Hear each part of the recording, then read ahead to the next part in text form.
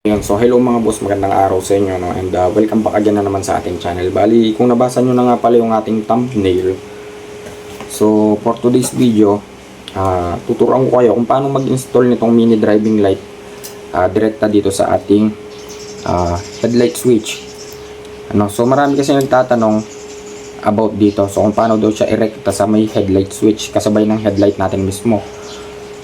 Ayan siya. So, meron siyang low beam at saka meron siyang high beam. So, meron tayong mini driving light dito mga boss. Ayan. At inattach ko siya dito sa may ating stand. Okay, so yan. So, bali ito na nga pala yung mini driving light natin mga boss. Dalawa yan. So, unang gagawin nyo agad, pagsamahin nyo na agad yung dalawang yellow. Pagsamahin nyo na rin agad yung dalawang red at yung dalawang black. Okay, so kung ganitong color coding man yung nabili yung mini driving light mga boss, so kung ganito yung kulay ng mga wires, check muna natin.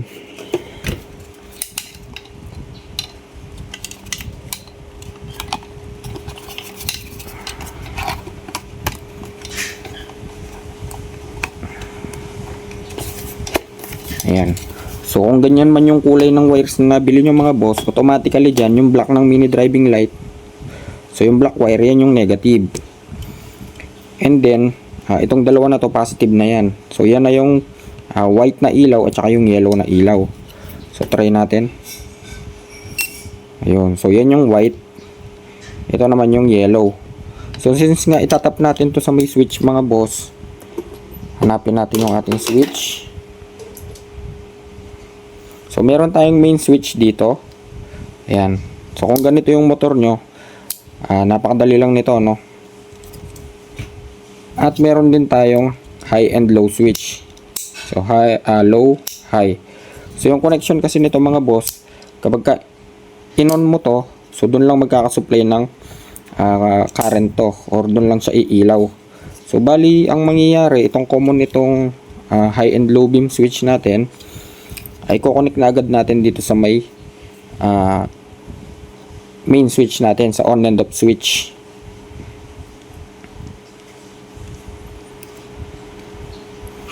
So next naman mga boss, since mini driving light yung i-install natin, so tanggalin na natin tong wire sa gitna kasi pang park light to.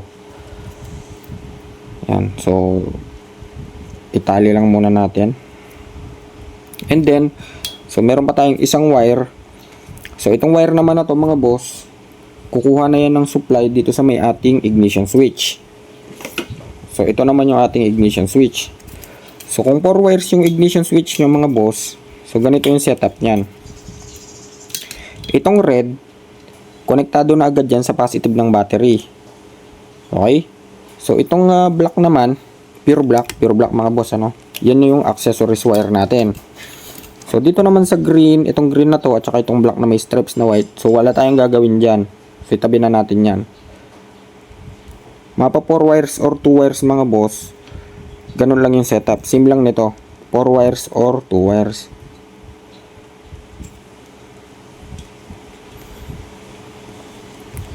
Ayan, so imagine 2 wires lang yung motor natin or yung susian ng motor natin. So same lang sila.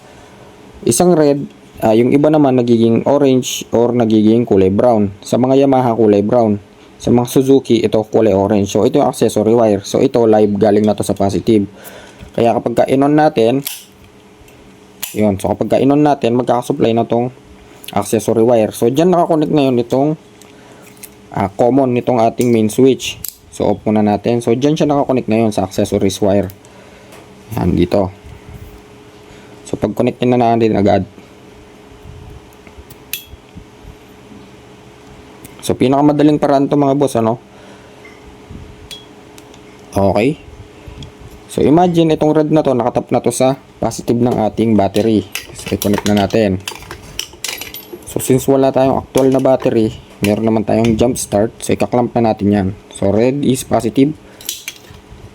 Okay, so may supply na ngayon yung ating ignition switch or yung accessories wire natin. Ngayon mga boss, punta naman tayo dito sa ating main switch sa on and off. So kapag ka inon mo, park light yan. Again, kapag ka inon mo, iilaw yung park light since wala naman tayong park light. Sa headlight tayo. Ngayon, magkakasupply na yan yung yellow na yan. So tatakbo na yan dito sa may high and low beam switch natin. Ayan. So dito na ngayon natin i-connect sa dalawang wire na to mga boss, yung mini driving light natin. Okay, so balik naman tayo sa mini driving light. Again, yung pinag-connect natin kanina mga boss, tulad nga ng sinabi ko, itong black ay automatically negative. So i-connect na agad natin yan sa negative. So tapos na yung problema ng negative natin sa may mini driving light. Ngayon, sabit muna natin to. Balik tayo dito sa may high and low beam switch. So kung mapapansin nyo, meron tayong red at saka yellow. So pwede nating ipag-connect yan mga boss. Yan. So pwede nating ipag-connect yan, ganyan. So kapag ka pinag-connect nyo yan mga boss, hindi tumugma yung ilaw na gusto nyo. For example, yung low ay ang yellow, and then yung high beam naman ay naging white. So kung ayaw nyo yung ganong setup, pwede nyo ipagbaliktad. So pwede yun, wala namang mangyayari doon. Magbabaliktad lang sila ng ilaw. So try natin mga boss kung tatama ba tayo. So tap muna natin itong red ng mini driving light dito sa may yellow na may stripes ng ating high and low beam switch. Okay, so tap naman natin itong yellow ng mini driving light dito sa may blue na may stripes na yellow ng ating high and low switch.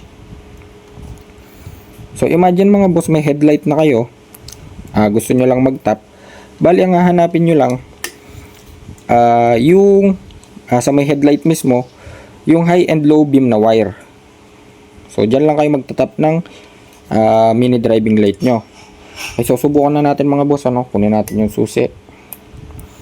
So naka-off siya. Yan, so on natin. Hanapin natin yung main switch. So ito yung main switch natin, naka-off din. So yun, so tumama tayo mga boss. So umilaw yung kulay white, which is yan yung low natin. So kapag ka pinindot natin to mga boss, yan naman yung magiging high natin. So yan yung yellow.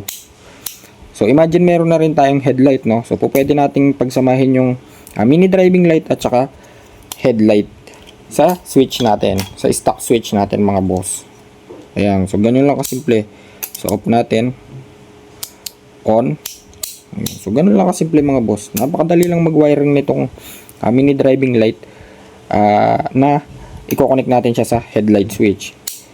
So kahit hindi na tayo gumamit ng relay dyan mga boss, total yung mini driving light natin, yung mga bagong mini driving light ngayon, hindi na talaga nangangailangan ng relay kasi nga meron na silang built-in relay. At the same time, napakaliwanag na rin at tumatagal na rin sila. So basta't maayos lang yung pagkaka-wiring at nasa healthy condition yung battery ng motor natin.